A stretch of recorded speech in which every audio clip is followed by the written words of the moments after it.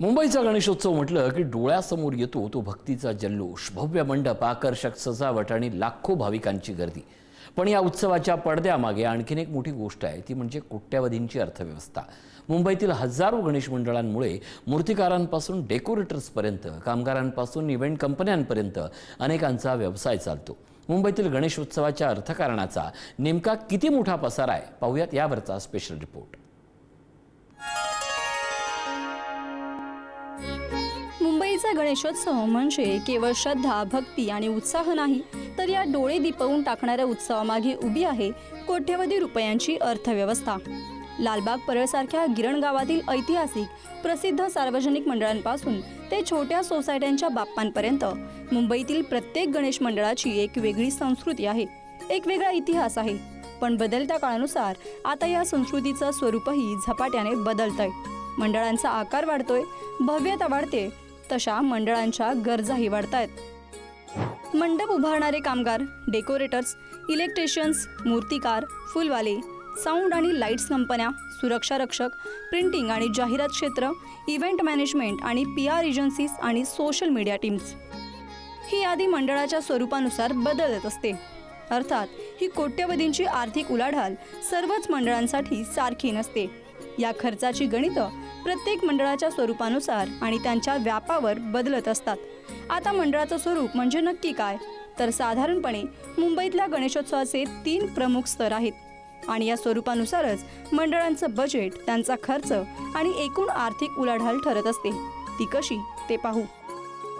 छोटं सार्वजनिक मंडळ, अंदाजे खर्च 50,000 ते 5 लाख रुपये. यामध्ये साधी मूर्ती, मंडप, बेसिक डेकोरेशन, लाइटिंग, पूजा आणि प्रसाद आणि छोट्या कार्यक्रमांचा खर्च. मध्यम ते मोठं सार्वजनिक मंडळ, अंदाजे खर्च 5 लाख ते 50 लाख.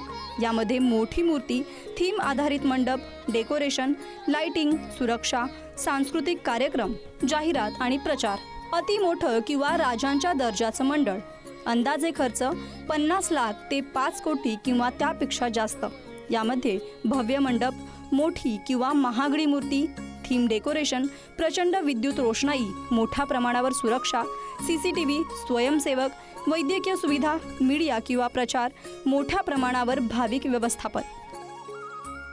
या 3 वेगवेगळ्या स्तरांमुळेच मुंबईच्या गणेशोत्सवाचं अर्थकारण छोट्या दुकानदारापासून कॉर्पोरेट स्पॉन्सरपर्यंत विस्तारलं आहे.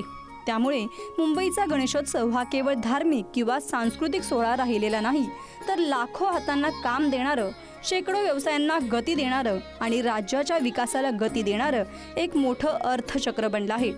आणि या संपूर्ण अर्थचक्रात महत्त्वाची भूमिका असते ती प्रायोजकांची.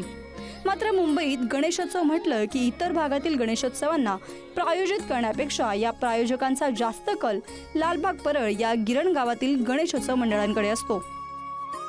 लालबाग परळ ही उत्सवाची पंढरी समजली जाते. ह्या उत्सवामध्ये, या लालबाग परळमध्ये दिवसाला साधारण 1,00,000-1.5 लाखाच्या वरती गणेश भक्त येत असतात.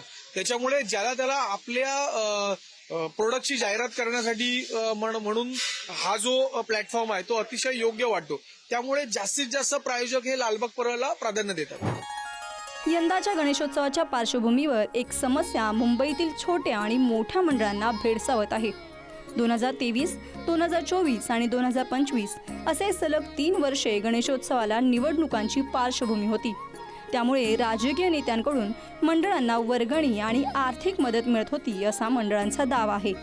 मात्र यंदा कोणतीही मोठी निवडणूक नसल्याने राजकीय नेत्यांनी आर्थिक मदतीचा हात आखडता घेतल्याचं मंडळांचं म्हणणं आहे आणि त्याचा फटका छोट्या मोठ्या मंडळांच्या बजेटला बसतोय. ज्याला निवडणुका येतात त्यावेळेला बरेचसे राजकीय पक्ष जे आहेत ते मंडळांना वर्गणी देतात, देणग्या देतात किंवा गेट देतात, बॅनर देतात.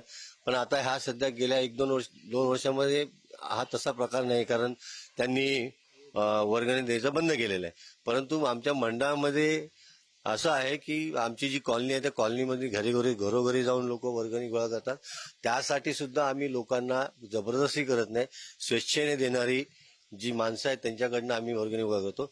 तसंच कार्यकर्ते जे आहेत ते इथे काम तर करतातच, परंतु स्वखुशीने स्वतःच्या खिशातून भरभरून देणगी देतात. म्हणजे 5,000, 11,000 त्या माध्यमातून जवळजवळ आमचा 80% फंड जो आहे तो कार्यकर्त्यांच्या वर्गणीच्या माध्यमातूनच जमा होतो. मुंबईत सार्वजनिक गणेशोत्सव मंडळांची संख्या मोठी आहे. अंदाजे 13,000 सार्वजनिक मंडळं मुंबईत आहेत. यापैकी 30% मंडळं ही मुंबई शहरात असून 70% गणेशोत्सव मंडळ ही मुंबई उपनगरात आहेत. एकूण मंडळांची संख्या सुमारे 13,000 आहे. छोटी मंडळं 10,000 म्हणजे सुमारे 75%, मध्यम किंवा मोठी मंडळं 2,980 म्हणजे सुमारे 4%, अति मोठी किंवा अति प्रसिद्ध मंडळं 20 मंडळं म्हणजे सुमारे 0.17%. या प्रत्येक मंडळामागे असतात शेकडो कार्यकर्ते.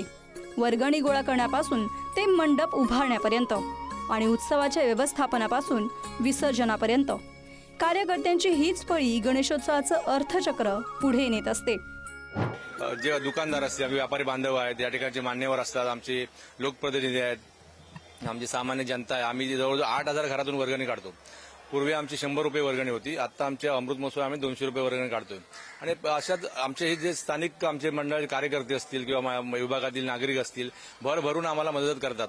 जाहीरदार, वर्गणीदार यांच्या माध्यमातून आम्ही हा उत्सव साजरा करतो. तुमच्या माहिती सांगतो, यावर्षी आमचा अमृत महोत्सव आहे, पण 75,000 पासून ते 5,000 पर्यंत आमच्या कार्यकर्त्यांनी देणगी दिली आहेत. आणि ह्या सर्व पैशातून आम्ही हा उत्सव करत फक्त गणेशोत्सव साजरा करत नाहीत, तर त्याच्या व्यतिरिक्त सामाजिक आणि शैक्षणिक कार्यक्रम आम्ही करत असतो. मुंबईचा गणेशोत्सव हा केवळ श्रद्धा आणि भक्तीचा उत्सव नाही, तर हजारो मंडळांचा, लाखो भाविकांचा आणि कोट्यवधी रुपयांच्या आर्थिक उलाढालीचा उत्सव आहे. त्यामुळे मंडळाचा आकार कोणताही असो, पण बाप्पाच्या आगमनासोबत मुंबईच्या अर्थचक्रालाही वेग येतो.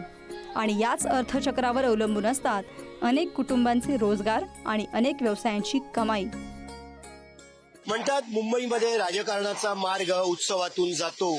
मुंबईमध्ये मोठ्या प्रमाणात मराठी तरुण आणि मराठी माणूस गणेशोत्सव, दहीहंडी यासारख्या उत्सवांशी जोडलेला आहे. जो नेता या उत्सव काळात या मंडळाच्या मागे उभे राहतो, स्वाभाविकपणे या मंडळातली तरुण पिढी, या मंडळातला मराठी माणूस या नेत्याशी जोडला जातो आणि त्यामुळे त्याचा फायदा त्याला राजकारणात होतो. अनेक मोठे राजकारणी या मंडळाशी जोडलेले आहेत आणि त्यांनी राजकारणात ते आता मोठ्या पदावरती आहेत. त्यामुळे मंडळ इफेक्ट महत्वाचा असतो. कॅमेरा पर्सन जितेंद्र गायकवाडसह पंकज दळवी, पुणे न्यूज, मुंबई.